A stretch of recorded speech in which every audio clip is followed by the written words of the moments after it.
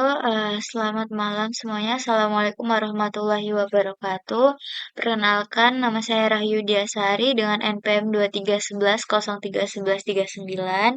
Jadi di video ini saya akan mempresentasikan proyek akhir saya berupa mini skripsi yang merupakan tugas akhir mata kuliah Ekonometrika 1 dengan judul Analisis Pengaruh NPL, CAR, BOPO, dan NIM terhadap ROA. Jadi, penelitian ini bertujuan untuk menganalisis bagaimana rasio CAR, NPL, BOPO maupun NIM ini bisa mempengaruhi profitabilitas bank yang diukur menggunakan Return on Asset atau ROA. Nah, objek penelitian yang saya gunakan yaitu pada PT Bank Negara Indonesia Persero Tbk dengan periode pengamatan dari tahun 2008 hingga 2024 dengan menggunakan pendekatan kuantitatif dan metode analisis regresi linear berganda.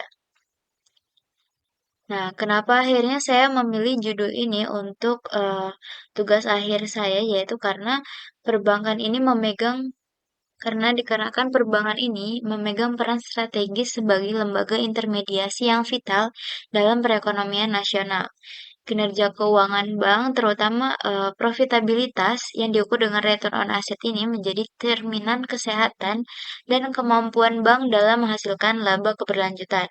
Nah, ROA ini sendiri menggambarkan efektivitas manajemen dalam mengelola aset dan keuntungan.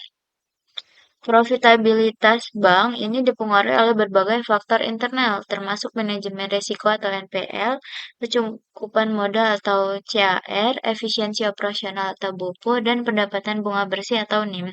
Nah, NPL ini sendiri itu mencerminkan risiko kredit.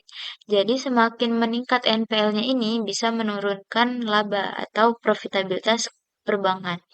Kemudian, CAR ini sendiri menunjukkan kemampuan bank dalam menyediakan modal untuk menutupi resiko kerugian. Tetapi kalau misalnya CAR-nya ini terlalu tinggi tanpa adanya pemanfaatan yang optimal, maka bisa menekan profitabilitas. Kemudian BOPO sendiri itu mengukur efisiensi operasional. Jadi semakin tinggi BOPO ini, maka menandakan adanya inefisiensi dan bisa menekan laba. Kemudian untuk NIM sendiri itu menggambarkan kemampuan bank untuk memperoleh pendapatan bunga bersih. Jadi semakin tinggi NIM ini maka akan berpengaruh positif terhadap ROA atau profitabilitas bank. Nah, di PT Bank Negara Indonesia Persero Tbk ini eh, ada dilema kerja yang dimana PT BNI ini menghadapi fluktuasi kinerja profitabilitas yang signifikan selama periode dari tahun 2008 hingga 2024, di mana di awal periode di tahun 2008 ini, profitabilitas atau ROA-nya ini relatif rendah, sekitar 0,50% pada triwulan pertama, tetapi mengalami peningkatan bertahap nih, hingga di tahun 2015 ROA-nya meningkat hingga mencapai 3,55% pada triwulan pertama 2015.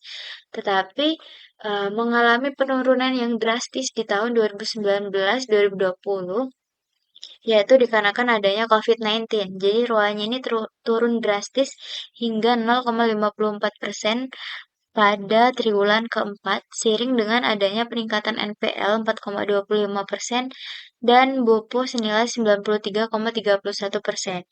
Sehingga di tahun berikutnya ada perbaikan dari tahun 2022 hingga 2024, yaitu di mana ROA-nya ini kembali membaik berkisar antara 2,46% hingga 2,54%, sehingga CAR-nya ini cenderung aman dan meningkat lebih besar 21%, dan NIM-nya juga menunjukkan tren penurunan jangka panjang dari yang tadinya lebih dari 6% menjadi kurang lebih sekitar 4%.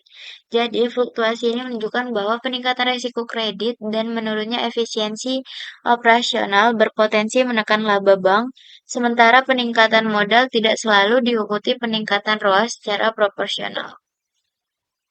Nah, di penelitian ini bertujuan untuk mengetahui pengaruh CAR ini terhadap ROA, kemudian mengetahui pengaruh NPL terhadap ROA, dan mengetahui pengaruh BOPO terhadap ROA, dan juga mengetahui pengaruh NIM terhadap ROA. Kemudian untuk tujuan yang terakhir yaitu mengetahui rasio yang paling dominan terhadap ROA. Jadi untuk penelitian ini itu menguji pengaruh variabel independen atau variabel bebas dari NPL, CAR, BOPO, dan juga NIM terhadap variabel dependen atau variabel terikat yaitu ROA. Di sini ada kerangka pemikirannya yaitu di mana bisa kita lihat bahwa NIM ini berpengaruh positif terhadap ROA, kemudian NPL berpengaruh negatif terhadap ROA, CAR ini bisa berpengaruh positif maupun negatif terhadap ROA, tergantung bagaimana memanfaatkan CAR-nya. Kemudian untuk BOPO sendiri juga sangat tinggi berpengaruh negatif terhadap ROA. Oke, dalam penelitian ini saya menggunakan tiga teori, yaitu satu teori utama dan juga dua teori pendukung. Yang pertama saya menggunakan teori utama berupa teori financial intermediation theory, yaitu di mana disebutkan dalam teori ini, bank ini sebagai perantara dana, mengelola resiko, likuiditas, dan mengurangi biaya transaksi. Jadi profitabilitas bank itu berasal dari selisih bunga dan di mana disebutkan bahwa NPL ini tinggi mencerminkan kegagalan intermediasi sehingga bisa menurunkan pendapatan dan profitabilitas. Kemudian untuk teori yang kedua eh, yaitu risk return trade-off theory di mana disebutkan hubungan antara resiko dan pengembalian. NPL ini memiliki tinggi meningkatkan resiko kredit dan menekan laba. Kemudian CHR ini sebagai penyangga risiko dan juga modal yang memadai menyerap kerugian. Namun kalau misalnya CHR-nya ini terlalu tinggi bisa menurunkan efisiensi aset. Kemudian untuk teori pendukung yang kedua yaitu efisiensi teori di mana kinerja dan profitabilitas bank dipengaruhi oleh efisiensi biaya operasional. Jadi BOPO ini mengukur efisiensi. Kalau misalnya BOPO-nya rendah berarti bank efisien. Tapi kalau misalnya BOPO-nya tinggi, banknya ini inefisien. Jadi, sehingga dengan mempertahankan margin keuntungan lebih besar dan meningkatkan ROA. Jadi dari ketiga teori ini memberikan dasar konseptual untuk memahami bagaimana NPL, CAR, BOPO, dan NIM ini bisa mempengaruhi ROA. Nah, untuk metodologi penelitian di lingkup penelitiannya, saya menggunakan variabel dependent atau variabel terikatnya yaitu return on asset atau ROA untuk mengukur kemampuan bank menghasilkan laba dari aset. Kemudian untuk variabel independen atau variabel bebasnya itu sendiri yaitu NPL, CAR, BOPO, dan juga NIM. Dan objek penelitiannya yaitu pada PT Bank Negara Indonesia Persero Tbk dengan periode penelitian 2008 hingga 2024 dengan data kuartalan dan fokus penelitian ini yaitu pada fokus internal bank. Jadi tidak termasuk faktor eksternal makroekonomi. Data yang saya ambil itu menggunakan data kuantitatif sekunder, yaitu angka rasio keuangan dengan format data time series kuartalan. Dan dari sumber datanya ini saya dapatkan dari web BNI-nya langsung, yaitu dari laporan keuangan triwulanannya. Di sini bisa kita lihat datanya dari 2008 kuartal 1 hingga 2024 kuartal 4. Oke, kemudian yang selanjutnya itu metode sampling. Jadi, saya menggunakan metode sampling jenuh, yaitu di mana seluruh data laporan keuangan itu termasuk dalam sampel. Jadi, populasi dan sampelnya saya menggunakan seluruh data laporan keuangan triwulan PT BNI dari 2028 hingga 2024, yaitu sejumlah 68 observasi dengan tujuan untuk memperoleh hasil yang akurat dan representatif dengan menganalisis seluruh data historis. Kemudian metode analisis yang saya gunakan yaitu dengan kuantitatif dengan statistik inferensial dengan teknik analisis regresi linear berganda yaitu berupa ROA sama dengan konstanta ditambah B1 NPL tambah B2 CHR tambah B3 BOPO dan ditambah B4 NIM plus error term dengan pengujian yaitu uji asumsi klasik, di mana uji asumsi klasik ini dilakukan dengan uji normalitas, multikolinearitas, autokorelasi, dan heteroskedastisitas, dan kemudian melakukan uji hipotesis yaitu berupa uji parsial, T, uji simultan F, dan uji koefisien determinasi adjusted R squared. Nah, di sini untuk hasil dari pengujian ini bisa kita lihat dari hasil regresi yang saya dapatkan, di mana di sini bisa kita lihat koefisien dari NPL. Ini minus 0,071648, di mana ini menandakan bahwa NPL ini atau net non-performing loan ini berpengaruh negatif terhadap ROA atau dengan kenaikan 1% dari NPL bisa menurunkan 0,071648% profitabilitas bank atau ROA dan eh, hipotesis ini signifikan karena probability-nya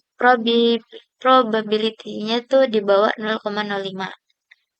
Kemudian untuk CAR atau Capital Adequacy Ratio yaitu dengan koefisien min 0,042720 itu menandakan bahwa CAR ini berpengaruh negatif terhadap ROA di mana dengan adanya satu kenaikan CAR maka akan menurunkan 0,042720 terhadap profitabilitas bank.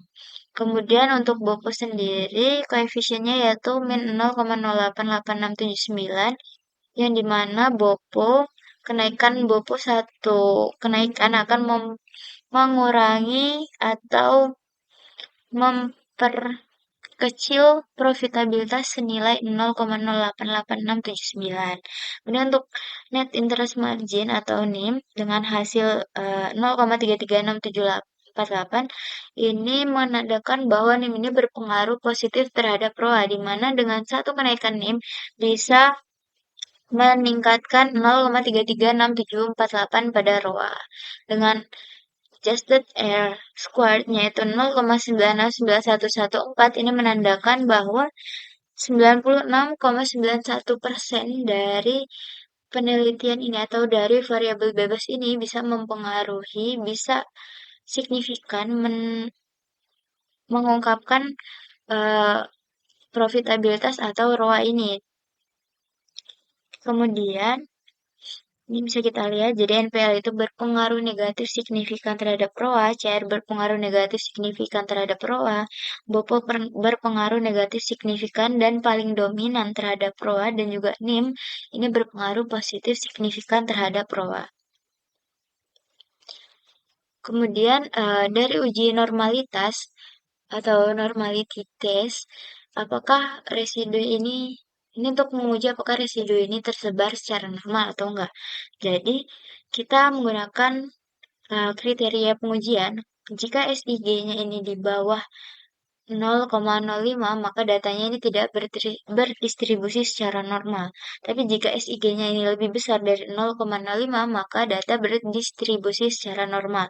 Dengan H0 ini jika H0 diterima, maka data tersebar secara normal. Tetapi jika H0 tidak diterima, maka data tidak tersebar secara normal. Nah, bisa kita lihat dari tabel uji normalitas. Di sini bahwa nilai signifikannya yaitu 0,743 yang menandakan ini lebih besar dari 0,05 sehingga H0 diterima. Jadi bisa kita lihat dari data tersebut bahwa datanya terdistribusi normal. Kemudian yang kedua yaitu uji multikolinearitas, di mana untuk menguji apakah variabel independen ini tidak berkorelasi tinggi. Nah, jadi uji multikolinearitas ini untuk memastikan tidak ada korelasi tinggi antara variabel independen untuk menghindari distorsi estimasi koefisien regresi. Nah, untuk kriteria pengujiannya itu sendiri, kalau misalnya dia FIF-nya itu 1 sampai 5, itu menandakan multikolinearitasnya rendah. Terus 5 sampai 10 multikolinearitasnya sedang. Tetapi kalau misalnya FIF-nya ini lebih besar daripada 10, maka bisa mendeteksi adanya multikolinearitas yang tinggi. Nah, bisa kita lihat dari hasil uji FIF pada EVIOS berikut dengan hasil FIF-nya yaitu di antara 1 sampai 5 yang menandakan bahwa eh, tidak ada multikolinearitas pada variabel independen sehingga variabel CAR, NPL, buku, dan NIM ini bisa digunakan secara bersamaan. Kemudian yaitu uji autokorelasi dengan menggunakan Breus-Godfrey. Nah, di sini uji autokorelasi ini untuk mendeteksi apakah korelasi antar data antar periode ini agar estimasi koefisien regresinya efisien. Nah, kalau misalnya H0 diterima, itu menandakan tidak ada autokorelasi. Tapi jika H0 tidak diterima, itu menandakan adanya autokorelasi. Nah, kita bisa lihat dari data berikut. Di sini terlihat F statistiknya itu senilai 9,008 dengan probability F-nya 0,0004 dengan OBS R squared-nya 15,50410 dan probability chi square-nya 0,0004. Nah, karena p-value-nya ini lebih kecil daripada 0,005, maka H0-nya ditolak. Maka di sini bisa ada indikasi autokorelasi. Nah, karena saya tadi sudah menggunakan uji Breus-Godfrey dengan lag 2, maka autokorelasinya ini bisa teratasi dan bisa relatif bebas dari autokorelasi yang serius. Next, yang keempat yaitu uji heteroskedastisitas atau white test. Nah, jadi eh, pengujian ini untuk menguji kesamaan varians antar data atau residual. Nah, model yang baik adalah homoskedastisitas, yaitu varians yang konstan atau tidak acak. Nah, kalau misalnya H0-nya ini diterima, maka tidak ada heteroskedastisitas atau datanya itu merupakan data homoskedastisitas. Tapi kalau H0-nya ini ditolak, maka ada atau terjadi heteroskedastisitas. Nah, dari tes heteroskedastisitas dengan uji White bisa kita lihat itu hasilnya di mana karena OBSR squared-nya itu 20,500 dan proc chi square-nya 0,0895 dengan probability F-nya 0,0726 di mana probability-nya ini lebih besar dari 0,05 batch square maupun F-nya, maka H0 diterima yang menandakan tidak ada heteroskedastisitas atau data ini merupakan data homoskedastisitas sehingga variansnya ini datanya tersebar secara konstan dan pengamatan residual juga menunjukkan titik menyebar acak. Next. Nah, kemudian bisa kita lihat dari pengujian hipotesis yaitu eh, pengujian parsial atau T. Di sini bisa kita lihat pengujian NPL terhadap ROA itu dia karena T hitungnya ini lebih besar daripada T tabel, karena T tabelnya ini T hitungnya lebih kecil daripada T tabel, sehingga menunjukkan bahwa NPL berpengaruh negatif signifikan terhadap ROA dengan koefisien NPL min 0,07 dan probabilitasnya min 0,005 sehingga peningkatan NPL secara signifikan menurunkan probabilitas bank karena bank harus menyediakan cadangan kerugian mengurangi laba bersih dan ROA. Hal ini konsisten dengan teori perbankan. Kemudian ada uji parsial T pada variabel BOPO. Jadi BOPO ini atau variabel BOPO ini berpengaruh negatif signifikan terhadap ROA. Bisa kita lihat dari kurvanya yaitu di mana T hitung lebih kecil daripada T tabel yaitu T hitungnya min 17,265 dengan T-tabelnya 1,668. Sehingga dengan peningkatan BOPO atau biaya operasional terhadap pendapatan operasional secara signifikan menurunkan profitabilitas. BOPO yang tinggi itu menandakan efisiensi operasionalnya rendah, di mana biaya tinggi menekan laba operasional dan ROA, sehingga pengendalian biayanya sangat krusial. Kemudian, pada variabel CAR untuk uji simultan yaitu menunjukkan bahwa CAR ini berpengaruh negatif signifikan terhadap ROA di mana T hitungnya lebih kecil daripada T tabel. Sehingga peningkatan CAR atau modal ini cenderung menurunkan ROA, karena modal yang terlalu besar sebagai penyangga risiko juga tidak digunakan secara produktif, sehingga bisa mengurangi efisiensi penggunaan modal dan profitabilitas, sehingga terjadi trade-off antara keamanan dan profitabilitas. Kemudian, untuk variabel NIM, hasil uji parsial atau uji T-nya ini menunjukkan bahwa NIM ini berpengaruh positif signifikan terhadap ROA. Bisa kita lihat di sini nilai T hitung pada NIM itu sendiri itu lebih besar daripada T tabelnya. Sehingga secara signifikan NIM ini meningkatkan profitabilitas. NIM yang lebih tinggi berarti bank ini mampu memperoleh pendapatan bunga bersih yang lebih besar dari aktivitas intermediasi dan bisa meningkatkan ROA. Kemudian yang uji hipotesis yang kedua yaitu dengan menggunakan uji signifikansi simultan atau uji F, di mana bisa kita lihat pada kurva bahwa F hitung 526,565 itu lebih besar daripada F tabel dengan probability F statistik 0,000. Ini menunjukkan bahwa secara simultan keempat variabel ini, variabel bebas ini yaitu NPL, CAR, BOPO, dan juga NIM ini berpengaruh signifikan terhadap ROA.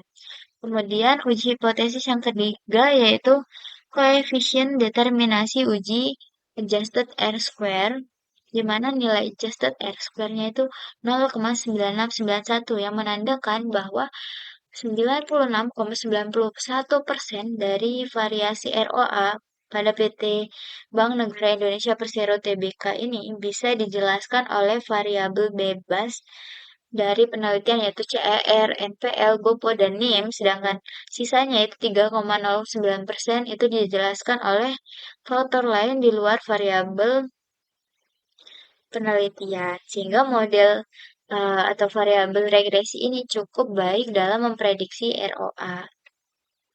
Kemudian untuk penelitian ini bisa disimpulkan bahwa NPL itu berpengaruh negatif signifikan terhadap ROA dan peningkatan kredit bermasalah mengurangi profitabilitas. Dan CAR berpengaruh negatif signifikan terhadap ROA sehingga CAR yang berlebihan ini mengurangi dana produktif dan menurunkan ROA. Dan untuk BOPO sendiri berpengaruh negatif signifikan dan paling dominan terhadap ROA sehingga efisiensi operasional adalah kunci profitabilitas. Kemudian NIM berpengaruh positif signifikan terhadap ROA dengan peningkatan margin bunga itu bisa meningkatkan profitabilitas. Kemudian untuk adjusted R square itu sebesar 0,969 itu menunjukkan bahwa model regresi atau variabel bebasnya ini sangat baik dalam menjelaskan variasi return on asset atau ROA. Sehingga dari penelitian ini bisa kita berikan saran bahwa yang pertama, manajemen risiko kredit. Tingkatkan kualitas kredit, monitoring ketat, dan analisis risiko tepat untuk menjaga NPL agar tetap rendah. Kemudian pengelolaan modal, yaitu di mana diseimbangkan antara ketentuan CAR dengan pemanfaatan modal produktif dan efisiensi. Kemudian untuk efisiensi operasional BOPO, itu dikendalikan biayanya melalui digitalisasi, sehingga peningkatan produktivitas dan pengurangan biaya itu tidak efisien. Kemudian peningkatan pendapatan bunga atau NIM itu dengan mengelola kredit dan simpanan secara strategis sehingga bisa menetapkan bunga kompetitif dan mengoptimalkan portofolio kredit. Nah, dari Penelitian menyeluruh ini disarankan agar bisa diterapkan strategi seimbang antara pengendalian risiko, efisiensi, dan optimalisasi pendapatan untuk kelola berkelanjutan. Nah, jadi dari penelitian ini diharapkan dapat memberikan manfaat akademis sebagai penerapan ilmu ekonometrika, sekaligus memberikan gambaran praktis mengenai faktor-faktor yang mempengaruhi kinerja profitabilitas perbankan. Saya juga menyadari bahwa penelitian ini masih memiliki keterbatasan, sehingga diharapkan dapat menjadi referensi bagi peneliti sebelumnya dan bisa dimaklumi karena keterbatasan dari penelitian saya ini. Eh, Terima kasih atas eh, perhatian dan sudah menonton video saya sampai akhir. Eh, saya akhiri wassalamualaikum warahmatullahi wabarakatuh. Selamat malam semuanya.